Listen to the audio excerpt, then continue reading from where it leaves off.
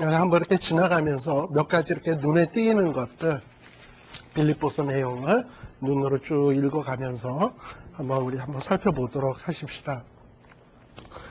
이 바울의 편지를 보면 항상 첫 부분에는 여기에 보면 1장 2절에 보면 은혜와 평강이 너희에게 있을지어다 라는 얘기들이 참 많이 나옵니다. 사실 우리가 편지 서두에 쓰는 어떤 판에 박힌 말이 아니에요. 이거는 우리가 부모님 전상서 만수무강하오시고 간의 평안 이런 얘기가 아니라 정말 사도 바울이 자기가 살아와 보니까 예수께로서 오는 은혜와 평강이 너희에게 있을지어다 하는 이거를 여러분들이 좀 소중하게 우리가 깊이 생각해 볼 필요가 있어요. 그래서 우리가 예배 끝날 때 제가 전에도 얘기했지만 축도도 이게 너무 매주마다 있다 보니까 그냥 예배 끝남을 알리는 표시로 생각하기 쉬운데 그게 아니라 그게 참 귀한 거다라고 이렇게 생각을 하십시오. 그래서 아무튼 이렇게 사도 바울이 이 빌립보에 있는 성도들에게 여기에 보면 빌립보 교회가 굉장히 견실하다 했다 했는데 여러분들 보시다시피 1장 1절에도 보게 되면 빌립보에 사는 모든 성도 또는 감독 또는 또 누구? 집사. 이게 보면은 다른 편지에는 이렇게 여러 직책이 나오는 게 별반 없어요. 이걸 보면 빌립보 교회가 감독도 있고 집사도 있고 성도도 있고 그러니까 교회가 꽤 어떤 조직이 미자립교회가 아니라 충분히 자립교회 형태의 모습을 띄어간 것 아니나 하는 이런 생각을 참 하게 돼요. 또 그것을 우리가 생각할 수 있는 게 3, 4절에도 보게 되면 3, 4, 5절에도 보게 되면 바울이 이렇게 빌립보 교회가 이렇게 규모도 있게 착실하게 발전해 가는 것을 볼 때마다 생각할 때마다 너무 감사한 거야. 그리고 너무 기쁘고. 근데 특별히 5절에 보면 제가 아까도 얘기했지만 바울의 복음을 전한 첫날부터 루디아의 자주장사, 옥사장 이런 사람들이 모여서 이제 예배 보고 개청 예배 시작했을 거 아니에요?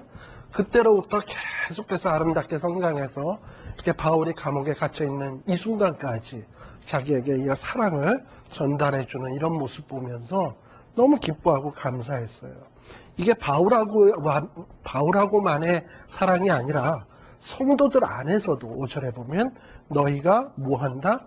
교제함을 인함이라 라고 되어 있어요. 그리고 특별히 7절에 보면 이 바울에 대해서 복음을 전하면서 고생하는 바울에 대해서 상당히 이 빌립보 교인들이 마음을 썼던 것 같고요. 그래서 바울은 너희들이 나의 일에 참여한 자다라고 얘기할 정도로 이렇게 이 빌립보 교회에 대해서 감사하고 있습니다. 그리고 사도 바울은 빌립보 교회가 어떻게 성장하기를 원했냐? 9절 거기에 보면 9절에 보면 너희 사랑에다가 또 뭐가 생기냐 하면 지식도 생기고 총명도 생기고 그게 더 풍성해져서 지극히 선한 것을 분별하며 자 이게 지극히 선한 것을 분별한다는 얘기는 아까도 제가 얘기했지만 빌립보 사람들은 로마의 시민권자들이었습니다. 그때까지만 하더라도 그때의 자기네들이 있어서 최고선은 뭐냐면 로마의 시민권자 또 시민권 그런 권리를 가지고 잘 먹고 잘 살고 세상에서 쾌락 즐기면서 사는 것 이것이 자기네들의 지고의 선이었어요. 그러나 예수 믿고 난 다음에 예수 믿고 사랑을 알고 난 다음에는 지식과 총명이 생기게 된 다음에는 어떻게 되느냐? 진짜 선한 것이 뭐냐? 달라지죠? 땅의 일만 생각하는 자가 아니에요. 이제는 하늘에 있는 것을 생각하는 자. 그래서 지극히 선한 것을 분별하며 또 진실하여 허물 없이 그리스도의 날까지 이루고 아까 얘기했습니다만 너희의 구원을 이루라 했잖아요. 그리고 이루어가면서 뭘 해야 되냐? 그리스도로 말미암아 의의 열매가 가득했으면 좋겠다라고 이렇게 사도 바울은 빌립보 교회 교인들을 향해서 기도하고 있습니다. 저도 여러분들이 참 사랑도 있고 이제 성경 공부하니까 지식도 있고 한데 정말 이 땅 위에서 사는 동안 뭐가 제일 귀한 것인지 분별하시고 마지막 가는 그날까지 의의 열매를 줄렁줄렁 맺힐 수 있는 이런 여러분들 되시길 바라요. 자, 그리고 사도 바울은 12절서부터 자기의 형편을 좀 이야기하고 있습니다. 왜냐? 빌립보 교회 교인들이 자기를 너무 걱정하고 있거든. 오죽했으면 에바브로 디도를 보냈겠습니까? 그래서 자기의 형편을 이야기하는데 사도 바울의 마음속에는 항상 이런 마음이 있잖아요. 하나님을 사랑하는 자, 그 뜻대로 부르심을 입은 자들에겐 모든 일이 합력하여 선을 이루느니라 라는 이런 마음이 있듯이 지금 사도 바울도 비슷한 얘기를 하고 있는 거예요. 지금 내가 감옥에 갇힌 것 같아서 너희들은 속상할지를 모르지만 오히려 이 감옥에 갇혔기 때문에 복음에 진보가 있는 것을 너희가 알기를 원한다. 내가 감옥에 갇혀서 모든 일이 합력하여 선을 이루어 가고 있는 것을 너희들이 알기를 원한다. 왜냐? 여기에 보면 그리스도 안에서 온 시대의 안과 기타 모든 사람에게 나타났다 그랬어요. 이 감옥에 지키는 이런 사람들은 어떻게 보면 빌립보의 핵심 세력들입니다. 근데 이런 사람들이 예수를 믿게 되고, 로마의 핵심 세력들이에요. 근데 이 로마의 핵심 세력들이 예수를 믿게 되고 변화되게 되니까 결국은 이 로마를 통해서 전 세계에 복음이 증거되게 된 일이 된 거 아닙니까? 예. 그래서 이 사도 바울이 자기가 이렇게 어려움 당한 것을 나 힘들어 죽겠다 이러고서는 앓는 소리 하지 아니하고 이렇게 빌립보 교회 교인들을 향해서 오히려 이 일이 잘된 일이다라고 증거하는 이런 또 바울의 마음 같은 것을 우리들이 알 수 있어요. 자, 그런데도 불구하고 또 어떤 사람은 14절에 보게 되면 이 사도 바울이 감옥에 갇힌 것, 요걸 가지고 쌤통이다라고 생각을 하고 바울을 깎아내리는 사람도 있었던 것 같아요. 야, 이렇게 바울이 감옥에 갇힌 요 기회를 이용해서 바울파, 아볼로파, 이런 거 있다 그랬잖아요. 바울파를 제거하고 어쨌든 우리의 세력을 확대시켜야 되겠다. 하고서 열심히 증거한 사람들이 있었던 것 같습니다. 그래서 여기에도 보면 사도 바울이 뭔 얘기를 하냐면 15절에 보면 어떤 이들은 투기와 분쟁으로 또 어떤 이들은 착한 뜻으로 그리스도를 전파하나니 이렇게 되어 있어요. 그러니까 아마도 바울을 투기하는 마음으로 막 자기네들을 막 복음 증거하는 사람도 있고 또 바울처럼 순수하게 복음 증거하는 사람도 있는데 근데 사도 바울은 이런 것도 생각을 하면서 뭐라고 얘기하냐면 18절 유명한 말씀이 있죠. 그러면 무엇이뇨? 외모로 하나 참으로 하나 무슨 방도로 하든지 전파되는 것은 그리스도니 이로써 내가 기뻐하고 또한 기뻐하리라 라고 있어요. 참 이 사도 바울은 낙천적인 것 같습니다. 과거에 제가 아마 성경 공부하면서 얘기한 적이 있을 거예요. 우리 한국의 선교사들이 처음에 이렇게 와서 복음을 증거할 때 굉장히 경쟁이 심했습니다. 장로교, 감리교, 이렇게 세계 각국에서 선교사들이 다 들어와가지고. 근데 그걸 그러다 보니까 자꾸 다툼이 생기잖아.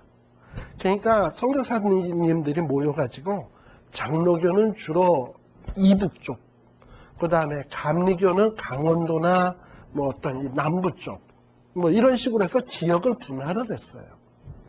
그래가지고 지금도 강원도나 이런 데 가보면 감리교가 강해요. 그리고 이북에서 내려온 거는 주로 또 장로교가 강하고요. 그래요. 그래서 이걸 지역을 나눴어요. 그랬는데 또 이제 또 선교사님들 가운데서 한국 교회를 부흥시키려면 삼자 정책이라는 하는 거를 세웠어요. 삼자 정책. 이게 뭐냐면 자립, 자치, 뭐더라 아무튼 하나 또 있어.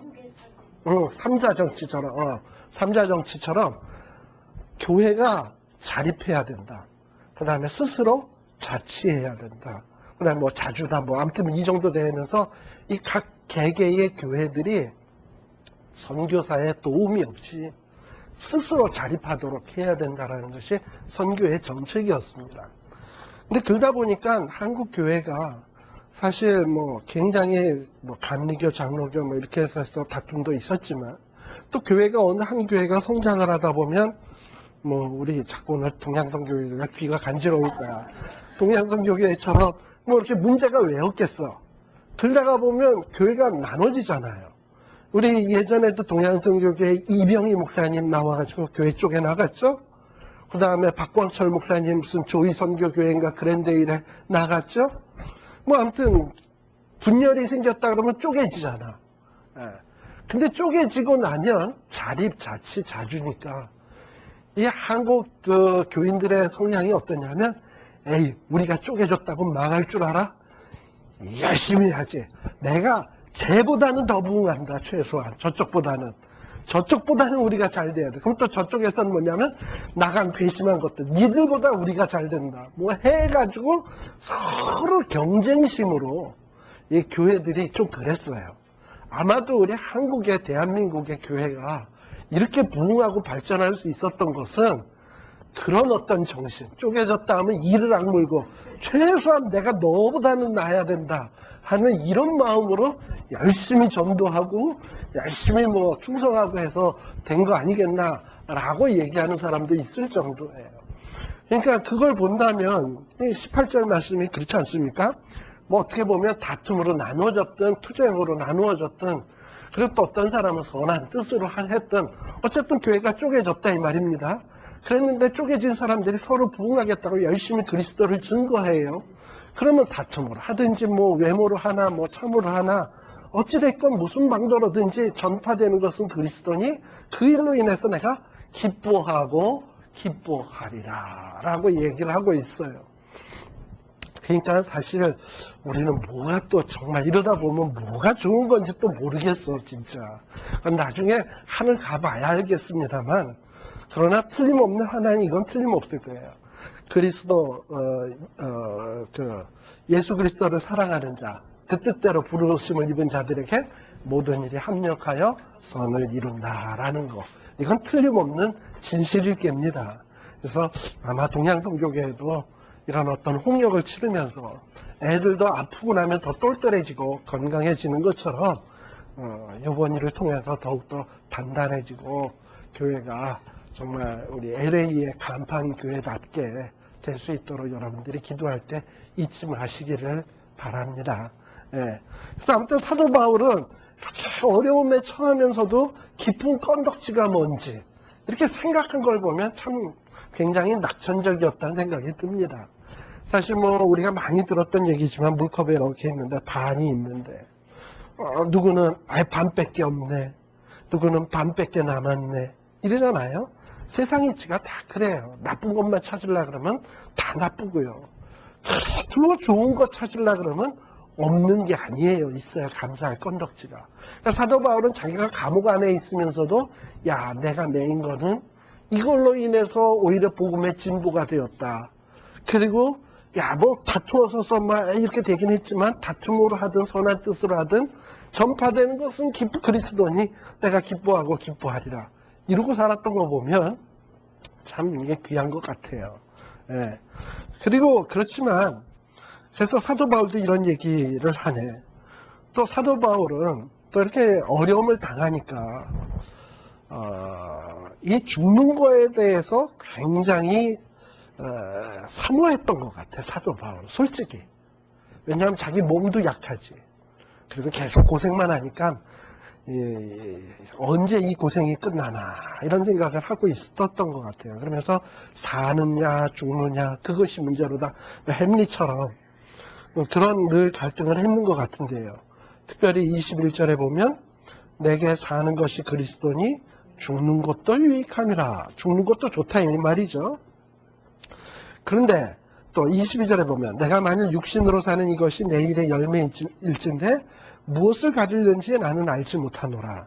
죽는 게 나은지 사는 게 낫는지 뭔지 나는 지금 잘 모르겠다.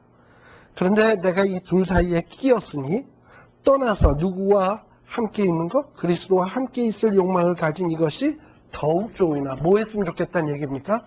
죽었으면 좋겠다는 얘기일 거예요. 그러나 또 24절에 보면 그러나 내가 육신에 거하는 것이 너희를 더 유익하게 하리라 라고 했어요. 솔직히 사도 바울은 죽기를 원했던 것 같아요. 그러나 자기가 살아있는 것이 성도들에게는 유익한 것 같다라는 이런 생각을 했던 것 같습니다. 그러니 사도 바울은 뭐 사나 죽으나 다 좋은데 죽으면 그리스도에게 가고 살면 그리스도의 양떼들을 섬기는 자가 되겠다 이러고 살았던 것 같아요. 그러니까 이게 바울의 소망인 거예요. 땅의 시민권을 갖고 있는 사람들하고는 얼마나 다른 생각을 갖고 있습니까? 누구는 땅에서도 잘 살고 천국에 가서도 잘 살고, 그런데 사도 바울은 하늘에 가서도 그리스도와 함께 땅에서도 그리스도를 위하여, 뭔가가 조금 달라요. 이게 아마 좀 바울의 태도가 다른 것 같습니다. 27절부터는 그래서 이제 사도 바울이 어떤 자기의 얘기를 하면서 자기의 마음에 있는 생각들, 뭐가 기쁜지, 뭘 원하는지 얘기하다가 너희 빌립보 교회 교인들도 그리스도의 복음에 합당하게 생활하라 하면서 제가 아까 말씀드린 일심, 한뜻, 협력 이런 것들 교회가 힘써야 될 일이에요. 그러니까 뭐를 위해서 일심할 건가? 뭐를 위해서 한뜻을 가질 건가? 뭐를 위해서 협력할 것인가? 바로 그것은 그리스도의 복음입니다. 이걸 위해서 마음을 합해야 돼요. 네. 자, 그리고 이 일을 위해서는 뭐냐? 29절. 믿는 것뿐만 아니라 뭣도 받아야 된다? 고난도 받아야 된다. 교회가 해야 될 일이에요. 그러니까 교회가 그리스도의 복음을 위해서 뭐 믿고 구원 얻고 좋아요. 그러나 복음을 위해서라면 때로는 고난도 받는 자리에까지 가야 될 것을 각오는 하고 있어야 된다 이 말입니다. 그 다음에 이제 2장입니다. 자, 아까 또 2장에서 이렇게 마음을 같이 하고 뜻을 합하며 한 마음을 품기 위해서 가져야 될 비결은 뭐냐? 바로 아까 제가 말씀드린 5절에 나오는 이 마음을 품으라. 그리스도 예수의 마음. 바로 이 마음을 품으면 정말 하나 될 수 있죠. 하나 될 수 있고 정말 우리가 하나 되는데 너무나 부드럽고 아름답게 하나 될 수 있죠. 자기를 낮춘다는 것은 결코 낮아지는 게 아닙니다. 낮아지는 자는 지극히 높아지게 되어 있는 것이 성경의 원리예요. 여기 9절, 10절, 11절에도 보게 되면 뭐라고 되어 있냐. 주님이 죽기까지 낮아지시니까, 십자가에 죽기까지 낮아지시니까 하나님이 높이시고 뛰어난 이름 주시고 또 모든 무릎을 예수의 이름에 무릎 꿇게 하시고 또 예수님이 종이 되시니까 오히려 예수 그리스도를 모든 만물이 주라 시인하게 하신다 했어요. 이게 하나님의 원리인 거예요. 그러니까 따라서 우리도 이 땅에서 사는 동안 열심히 종되면 나중에 이렇게 바뀌어진다 이 말입니다. 그리고 또 사도 바울이 아까도 얘기했지만 구원의 세 가지 어떤 시제에 의해서 이루어진다 그랬죠. 구원을 이루라는 거. 특별히 14절 원망과 시비가 없이 하라는 거. 특별히 15절에 보면 세상에서 빛들로 나타내며 라고 했습니다. 빛들로 나타내라. 뭔가 교회가 귀감이 돼야 되는데 정말 아까 라디오에서 그렇게 가십거리가 되니까 속상하더라고요. 솔직히. 그리고 사도 바울도 어떤 자기가 열심히 복음을 증거하지만 16절에 보면 나의 다름질도 헛되지 아니하고 수고도 헛되지 아니하므로 그리스도의 날에 나로 자랑할 것이 있게 하려 함이라 라고 되어 있습니다. 그러니까 한순간에 그동안에 달려온 것, 그동안에 노력했던 것 다 그냥 허사가 되는 수가 있어요. 그러니까 그 일을 위해서 애를 써야 됩니다. 특히 사도 바울이 빌립보 교회를 얼마나 기뻐했냐. 빌립보 교회를 위해서라면 17절에 보면 나를 관제로 드릴지라도 라고 돼 있어요. 이 관제는 어떤 기름이나 혹은 동물의 피 같은 거를 이렇게 뿌리는 거예요. 그러니까 사도 바울이 자기의 피를 담아서 자기의 피를 이렇게 다시 말하면 빌립보 교회를 위하여 내가 너희들을 위해서 죽는다 할지라도 나는 뭐하리라? 기뻐하고 너희 무리와 함께 기뻐하겠다. 그러니까 사도 바울의 기쁨이 뭡니까? 그저 빌립보 교회가 잘 되고 빌립보 교회가 노력한 게 열매 맺고 그냥 이렇게 되면 기쁜 거야. 다른 기쁨이 없어요. 자, 그 다음에 아까 얘기했지만은 이제 사도 바울의 옆에 있었던 훌륭한 동역자들을 좀 소개하고 있습니다. 19절서부터 보면 디모데가 있어요. 지금 이 디모데는 어디 있냐? 사도 바울과 함께 로마 감옥에 같이 지금 동고동락하고 있는 중이에요. 그래서 이 디모데를 사도 바울은 자기가 빌립보 교회를 또 나왔기 때문에 디모데를 좀 보내고 싶어 하고 있어요. 그러면서 이 빌립보에 대해서 소개를 하는데 내가 왜 빌립보를 보내려고 하냐? 왜냐하면 이 빌립보만큼 너희들을 위하는 사람이 없다. 디모데만큼 너희를 나처럼 사랑할 자가 없다. 라는 얘기를 하고 있어요. 그러니까 19절에도 보면 너희 사정을 아주 잘 알고 있고 디모데는요. 그 다음에 또 세상 사람들은 다 자기 일을 구하고 예수 그의 일을 구하지 아니하지만 디모데는 어떠하냐? 22절에 보면 바울과 함께 복음을 위해서 수고한 자다 이거예요. 자기 일을 구하지 아니하고 복음을 위해서 죽기까지 수고한 사람이다 라고 했어요. 그러니까 아마도 바울은 참 외롭지는 않았던 것 같아요. 같이 옆에 함께 동고동락할 수 있는 사람. 예. 그 다음에 또 누구에 대해서 얘기하냐면 25절에 보면 에바브로디도는 빌립보에서 어떤 이런 아름다운 선물들을 가지고 로마 감옥에 찾아왔던 사람입니다. 얼마 동안 바울과 함께 로마에 머물러 있었던 것 같아요. 그런데 이제 떠나가야 될 텐데 근데 이 에바브로디도는 어떤 자냐? 25절에 보면 사도 바울의 형제다. 또 함께 수고했다. 함께 군사되었다. 또 특별히 빌립보 교회에서 파송된 자로서 나의 쓸 것을 돕는 자다. 이렇게 표현을 하고 있어요. 사실 참 이거 쉬운 일 아닌데, 그죠? 근데 이 자가 또 어떤 마음을 갖고 있냐면 빌립보 교회가 자기 때문에 걱정하는 것을 심히 근심했어요. 특히 자기 아픈 것을.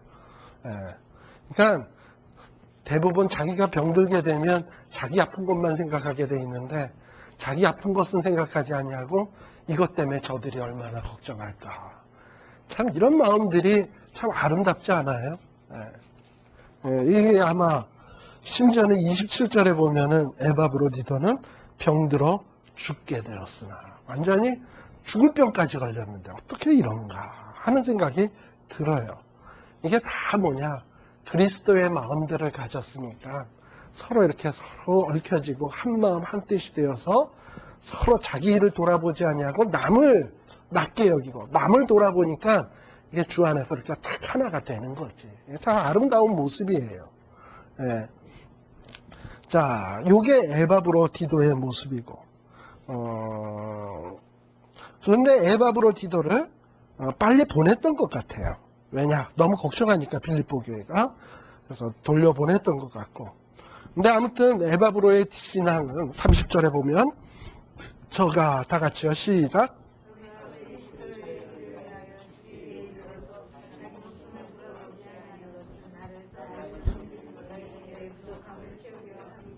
예.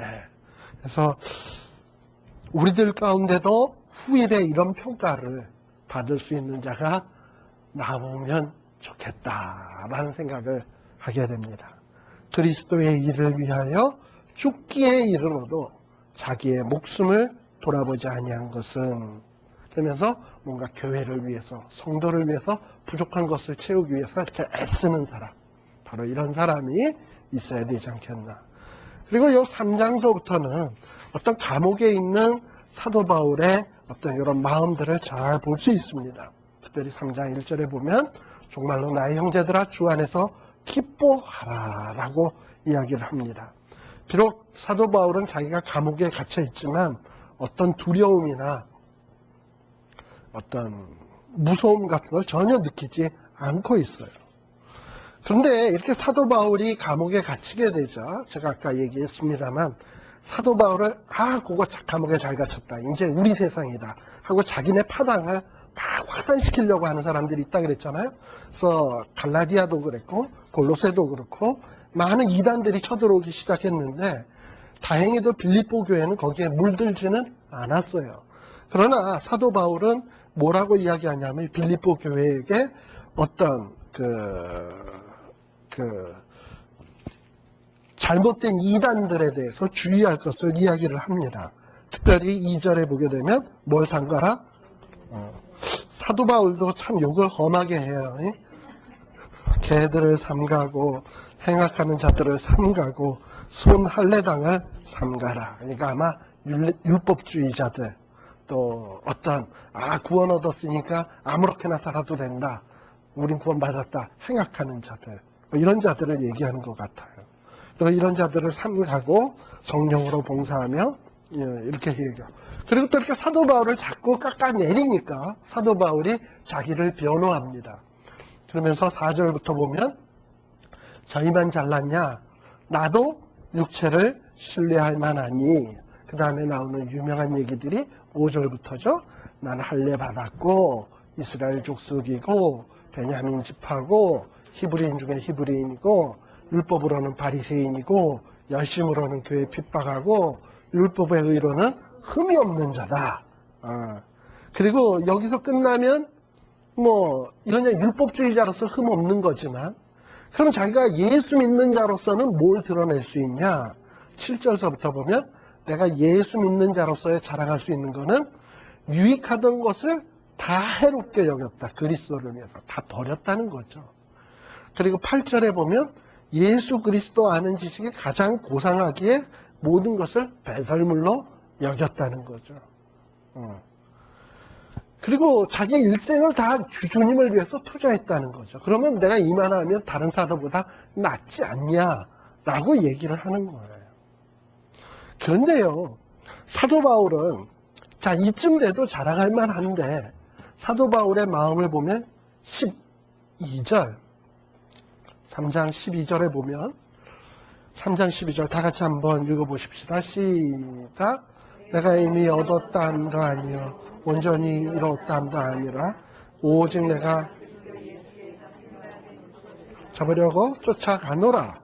형제들아 나는 내가 아직 잡은 줄로 여기지 아니하고 오직 한 일 즉 뒤에 있는 것은 잊어버리고 앞에 있는 것은 잡으려고 표대를 향하여 그리스도 예수 안에서 하나님이 위에서 부르신 부르심의 상을 위하여 쫓아가노라. 그러니까 이 사도 바울은 지금 여기 아까 3장 5절서부터 쭉 보면 얼마나 잘났습니까? 잘났죠? 그러니까 사도 바울의 이 과거 경력은 진짜 빛가번쩍한 거야. 그럼 이거 갖고 계속 울고 먹어도 돼.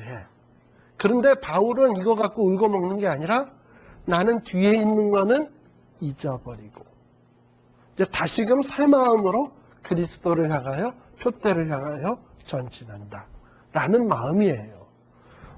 아마 모르긴 몰라도 여기 계신 분들 제가 볼 때는 교회 안에서 많은 일 하셨을 거라고 생각돼. 그동안 그것만 가지고 야 내가 이 교회를 위해서 뭘 했는 줄 알아? 뭘 했는 줄 알아? 내놔도 껍벅 죽을 만한 일들 많이 하지 않았습니까? 그러나 진짜 주의 종들은 뒤에 있는 것은 잊어버리고 다시 표대를 향하여 전진한다. 특별히 15절 다 같이 한번 읽어봅시다. 시작.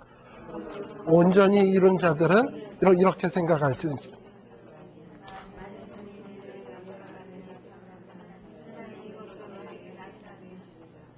만일 온전히 여태까지 잘해왔다고 생각을 하면 조금 전에 바울이 얘기한 거에 대해서 다시 한번 잘 생각해봐라 이 얘기예요.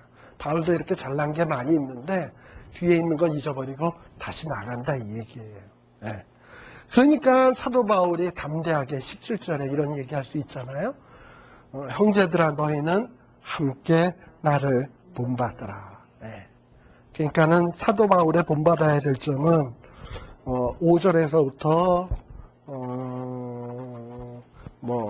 11절까지도 본받아야 될 점이지만 더욱더 본받아야 될 점은 제가 볼 때는 12절로부터 14절의 내용도 우리들이 본받아야 될 내용이고요.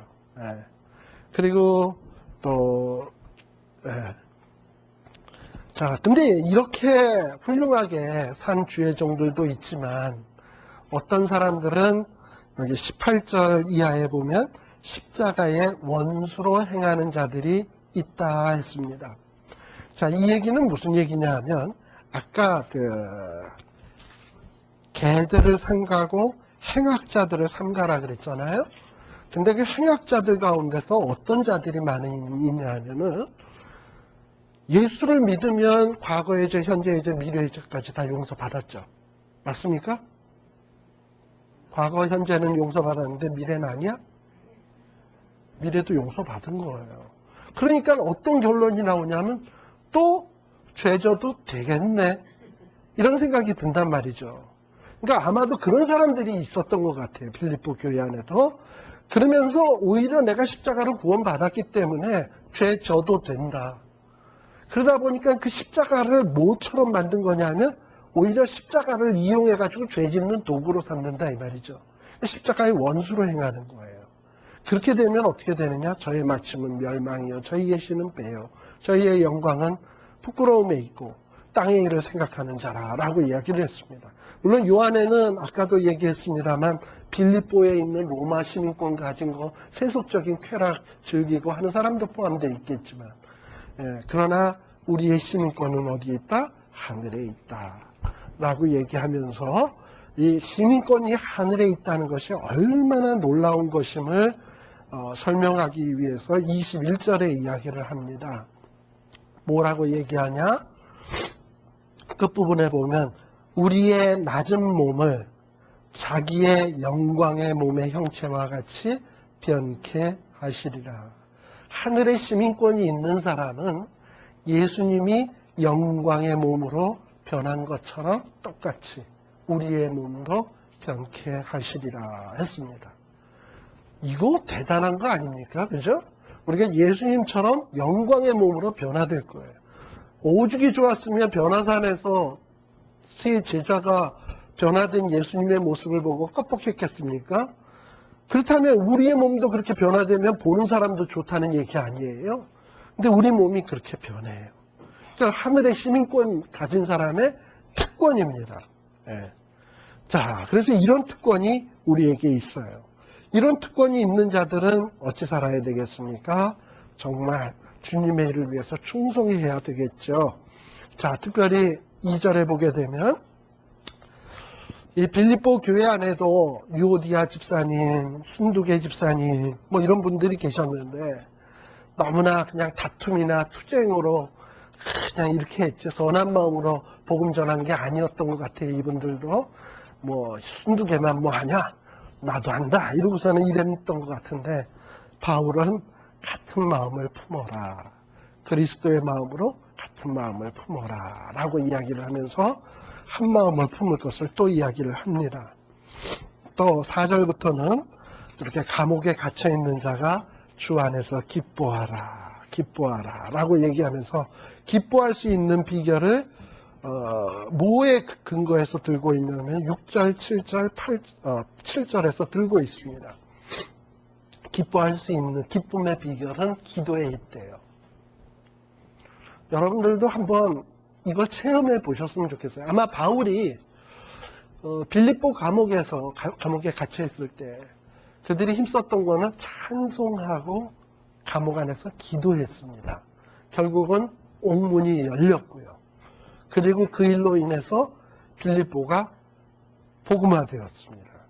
그러니까 어떤 어려움이 있든지 염려하지 말고 하나님 이 일을 통해서 하나님께서 역사하여 주세요 하고 기도하면 내 생각하고는 전혀 차원이 다르신 하나님께서 7절 모든 지각에 뛰어나신 하나님의 그 평강이 우리가 상상할 수 없는 그런 것이 그리스도 예수 안에서 너희 마음과 생각을 지켜주시겠다.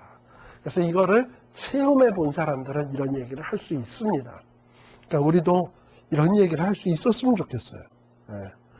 그리고 이제 10절 이하서부터는 빌립보 교회 교인들이 어떻게 바울을 섬겼고 또 바울은 얼마나 고맙게 생각하고 있는지 하는 마음들이 잘 나타나 있습니다.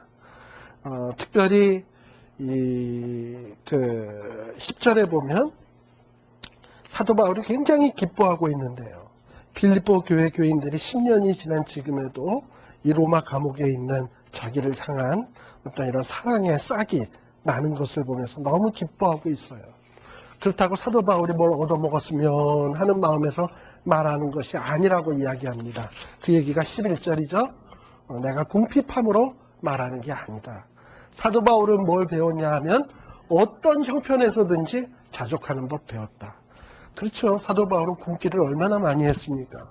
그래서 여기에도 보면 12절에 보면 비천에 처할 줄도 알고 풍부에 처할 줄도 알고 모든 일에 배부르며 배고픔과 풍부와 궁핍에도 일체의 비결을 배웠노라 라고 되어 있어요.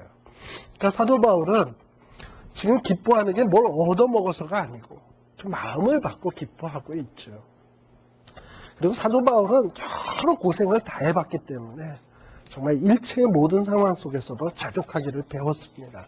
사방으로 우겨싸임을 당하여도 우겨싸임을 당하지 아니하며 거꾸로 뜨임을 당하여도 거꾸로 뜨임을 당하지 아니하고 뭐 다른 데서는 그런 식으로 표현되어 있잖아요. 근데 지금 여기서는 이렇게 표현하고 있네요. 예.